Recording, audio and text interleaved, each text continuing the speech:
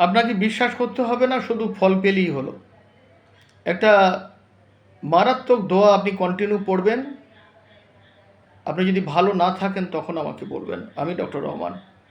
দোয়াটা হলো, লা ইলাহা ইল্লা আনতা সুবহানাকা ইন্নী কুনতু মিনাজ জালিমিন। আমি মৌলভী সাহেব নই, মাওলানা নই, কিন্তু আমি যেটা ফল পেয়েছি যে দোয়াতে, সেটা আপনি পড়ুন তো, কন্টিনিউ পড়ুন তো, লা ইলাহা ইল্লা আনতা সুবহানাকা ইন্নী কুনতু মিনাজ জালিমিন। এটা আপনি পড়ুন তো, এবং আপনি নামাজ পড়ুন।